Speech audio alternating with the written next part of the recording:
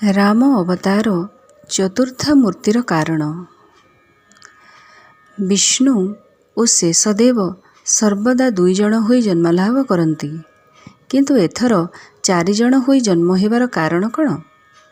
ଭଗବାନ ବିଷ୍ଣୁ, ବ୍ରହ୍ମା ଏବଂ ଶିବ ଏମାନେ ପରମବ୍ରହ୍ମର 3ଟି ଅଂଶ ରୂପେ କଥିତ ହୁଅନ୍ତି। ଶ୍ରୀରାମ ଅବତାର ଏହି 3 ଅଂଶକୁ ନେଇ ଆବିର୍ଭୂତ ହେଲେ। କିଏ କେଉଁ ଅଂଶକୁ ନେଇ ଆବିର୍ଭୂତ ହେଲେ, ଏହି ତତ୍ତ୍ୱ ଗୋସ୍ୱାମୀଜୀ ବଶିଷ୍ଠଙ୍କ ନାମକରଣ ସମୟରେ କହିଛନ୍ତି। ଯେ ସୁଖରାଶି ଆନନ୍ଦ ସମୁଦ୍ରର ଗୋଟିଏ କ୍ଷୁଦ୍ର ବିନ୍ଦୁରେ ତ୍ରିଲୋକବାସୀ ଚରାଚର ସମସ୍ତେ ସୁଖ ପାଆନ୍ତି, ଅଖିଳ ବ୍ରହ୍ମାଣ୍ଡ ଯାହାଙ୍କଠାରେ ବିଶ୍ରାମ ଲାଭ କରେ, ସେହି ଆନନ୍ଦର ଧାମ ଏହି ଶ୍ରୀରାମ। ଭଗବାନ ଯେଉଁ ଶକ୍ତି ସମସ୍ତ ବିଶ୍ୱର ଭରଣ ପୋଷଣ କରେ, ପାଳନ କରେ, ସେହି ଶକ୍ତି ଏହାଙ୍କ ଦେହରେ ଥିବାରୁ ଏହାଙ୍କ ନାମ ଭରତ। ଏ ହେଲେ ଭଗବାନ ବିଷ୍ଣୁ। ଯେ ବେଦକୁ ପ୍ରକାଶ କରିବା ବ୍ୟକ୍ତି, ବ୍ରହ୍ମା ଯାହାର ସ୍ମରଣ ମାତ୍ରେ ଶତ୍ରୁନାଶ ହୋଇଯାଆନ୍ତି, ତାଙ୍କର ନାମ ଶତ୍ରୁଘ୍ନ ଅଟେ। ଯେ ଲକ୍ଷ୍ମଣ ଶୁଭ ଲକ୍ଷଣର ଧାମ, ରାମଙ୍କର ପ୍ରିୟ ଶିବଜୀ, ଏକାଦଶ ରୁଦ୍ରର ପ୍ରଧାନ ରୁଦ୍ର ଏବଂ ସମସ୍ତ ଜଗତର ଆଧାର ଶିବଜୀ ଅଟନ୍ତି।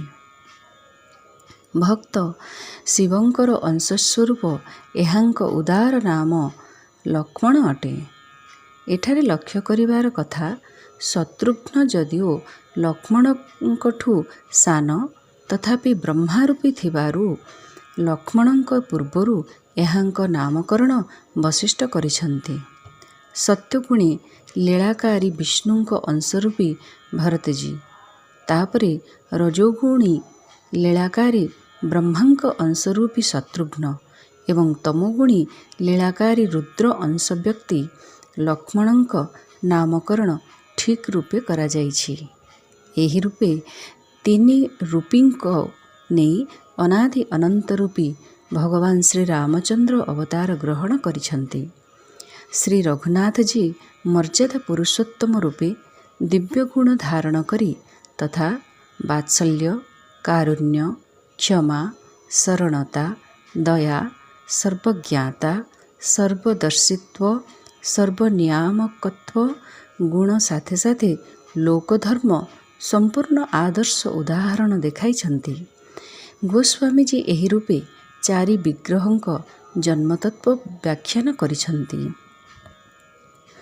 କେହି କେହି ଗ୍ରନ୍ଥକାର ରାମାବତାରରେ ପ୍ରଭୁ ଶଙ୍ଖଚକ୍ର ଧାରଣ କରିନଥିବାରୁ ଶଙ୍ଖଚକ୍ର ଅଂଶ ରୂପେ ଭରତ ଶତ୍ରୁଘ୍ନଙ୍କ ରୂପ ବର୍ଣ୍ଣନା କରିଛନ୍ତି। ବୈଷ୍ଣବ ଧର୍ମ ରତ୍ନାକରର ରାମଙ୍କୁ ପରମବ୍ରହ୍ମ ତଥା ସର୍ବେଶ୍ୱର ରୂପେ ବର୍ଣ୍ଣନା କରିଛନ୍ତି। ଯେଉଁ ରାମ ପରମାତ୍ମାଙ୍କର ଅନନ୍ତ ଅବତାର ଅଟେ, ତନ୍ମଧ୍ୟରେ କେତେକ କଳାବତାର, କେତେକ ଅଂଶାବତାର, କେତେକ ବିଭୂତି ଅବତାର ଓ କେତେକ ଅବେଶା ଅବତାର ଅଟନ୍ତି। ବିଷ୍ଣୁ, ବ୍ରହ୍ମା, ଶିବ ଏମାନେ ଶ୍ରୀରାମ ପରମବ୍ରହ୍ମଙ୍କ ସ୍ୱରୂପ ଦ୍ୱାରା ଭାସମାନ ହେଉଛନ୍ତି। ସେହି ରାମ କେବଳ ସଚ୍ଚିଦାନନ୍ଦ ଅଟନ୍ତି ଓ ରାମ କେବଳ ତ୍ରିପାଦ ବିଭୂତିର ଓ ଭୋଗ ବିଭୂତିର ସ୍ୱାମୀ ଅଟନ୍ତି। ଶ୍ରୀରାମ କେବଳ ବାତ୍ସଲ୍ୟାଦି ଅନନ୍ତ କଲ୍ୟାଣର ସମୁଦ୍ର ଅଟନ୍ତି। ଶ୍ରୀରାମ କେବଳ ଚତୁର୍ବିଂଶତି ଆଦି ଅନନ୍ତ ଅବତାରର କାରଣ ଅଟନ୍ତି। ଭରତ, ଲକ୍ଷ୍ମଣ, ଶତ୍ରୁଘ୍ନଙ୍କ ସମ୍ବନ୍ଧେ ଉକ୍ତ ଗ୍ରନ୍ଥ ନିମ୍ନୋକ୍ତରେ ବର୍ଣ୍ଣନା କରେ।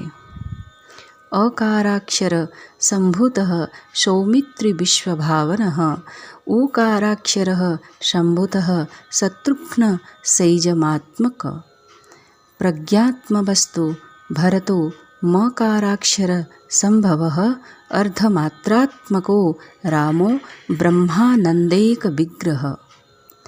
ରାମ ତାରକ ମନ୍ତ୍ରର ଓଁକାରର ଆକାର ଅକ୍ଷରରୁ ବିଶ୍ୱନାମା ଲକ୍ଷ୍ମଣ ପ୍ରଘଟ ହେଲେ ଓ ଉକାରରୁ ତେଜ ସ୍ୱରୂପ ଶତ୍ରୁଘ୍ନ ପ୍ରଘଟ ହେଲେ ଏବଂ ମକାରରୁ ପ୍ରଜ୍ଞାରୂପ ଭରତ ପ୍ରଗଟ ହେଲେ ଏବଂ ଅର୍ଦ୍ଧମାତ୍ରାତ୍ମକ ବ୍ରହ୍ମାନନ୍ଦ ମୂର୍ତ୍ତି ଶ୍ରୀରାମ ପ୍ରଘଟ ହେଲେ।